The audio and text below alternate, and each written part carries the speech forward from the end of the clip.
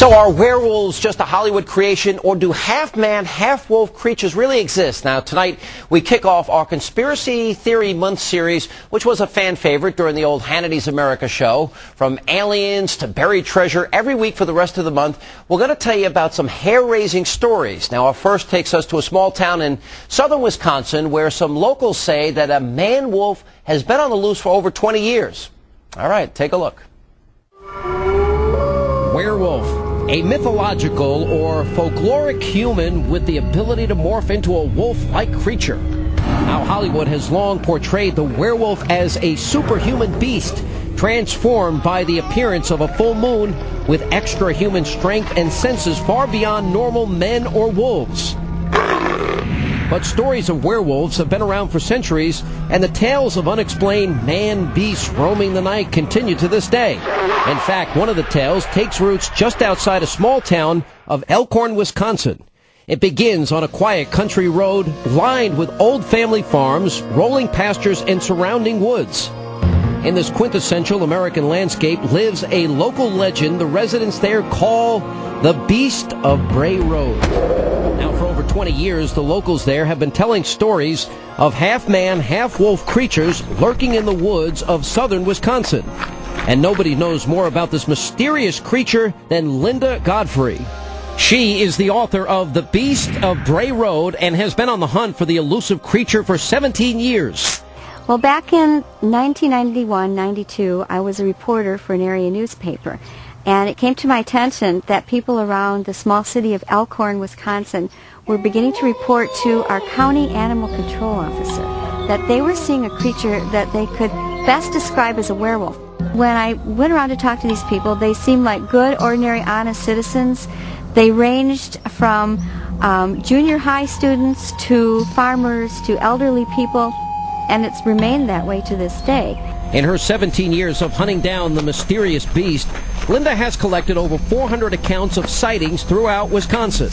The reports of its appearance are remarkably consistent. Everybody estimates a height between 5 to 7 feet tall, covered with very shaggy fur, a long, sharp muzzle with fangs and very prominent teeth, and often doing things that an ordinary creature wouldn't do. It uses its paws to hold chunks of raw meat. They've described maggoty roadkill. And most startlingly, it uses its hind legs to walk around or run. Steve Kruger is one of the few people to have a close encounter with the Beast of Bray Road. It was November of 2006. It was approximately 1 o'clock in the morning. I was contracted by the DNR at the time to pick up the roadkill deer alongside the road. It was on Holy Hill Road. I pulled right on over, and I got lifted up the deer, threw it in the back of the truck. I went back into the cab. I had my beacon light on. There were no other cars in sight. I sat down and started to do the paperwork, and I felt the truck shake. At first I thought it was the wind until it shook a second time and it was a little bit more vigorous. When I looked in the rearview mirror, what I saw was a larger black hairy creature. Looked like it was actually reaching into the back end of the truck. It looked like it was a body of a bear, but the head was a larger looking type of wolf head with a large muzzle on it, a longer muzzle, and it had pointy ears. At first, it didn't quite hit me right off the bat what it was that I was seeing. It startled me, but the minute I got a clearer look at it after a couple seconds, all I knew is that it was not something I've ever seen before. And I've seen pretty much, I thought, every type of animal that there was inside of the state of Wisconsin until that night. Tales of human shape shifting into animals dates back to Native American folklore. There are some really amazing connections that I've discovered between our local Native American lore and these, what I like to call man-wolf sightings. Many people don't know that Wisconsin has most of the animal-shaped ancient effigy mounds in the world, right here in our state. And the ones that are shaped with a long tail that are actually called water spirits by the Native Americans, I found that a map of those localities overlaps almost exactly with hotspots of man-wolf sightings. Katie Zahn of Janesville, Wisconsin, also witnessed the man-wolf in Western Rock County. It was July 2004. Me and 3 of my friends were out in a field and just having a good time, messing around. And we heard some noises off in the field a couple hundred yards away. didn't think too much of it. A little while later, we kept hearing the noises, and they became louder, and trees breaking and things like that.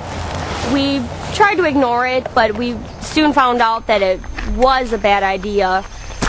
We saw a creature 7-8 feet tall, and it was coming towards us. The creature it stood like a human and acted as a human would, but it looked like a dog or a wolf. We were completely surprised. We had no idea what was going on. We ran back to our car as fast as we could and drove away. Although Bray Road was the original site of the first reported flap of sightings, really this creature has been seen everywhere. Sightings of similar half-man, half-beast have also been recorded in northern Michigan. There, the beast is known as the Michigan Dogman. Some say the most compelling piece of evidence of the existence of the Michigan Dogman turned up about 5 years ago and is known as the Gable Film. Now, this video apparently shows what some say is the Dogman. The exact origin of this tape still remains a mystery, but experts say that it was shot in the early 1970s. The Gable Film has never officially been proven authentic or a hoax, so the stories of werewolves walking among us continue. Can the folklore be true? Do werewolves really exist? I was in total amazement. I had no idea what was going on. I was scared out of my mind. Or are these just tales from an overactive imagination? I really don't know if there's a way to actually convince someone what it is that I personally saw. What I saw is what I saw. I don't know if it's a natural creature, a supernatural creature, or some kind of strange phenomena that we can't even comprehend. But what keeps me going after it is, why are all these hundreds of people seeing something that looks like a werewolf? I don't know what it is, but I hope someday to at least get an answer to that. Stories of the werewolf can be found as far back as history has been recorded. And as long as the beast of Bray Road lurks in the unsuspecting woods in southern Wisconsin, I guess the legend will continue. And that is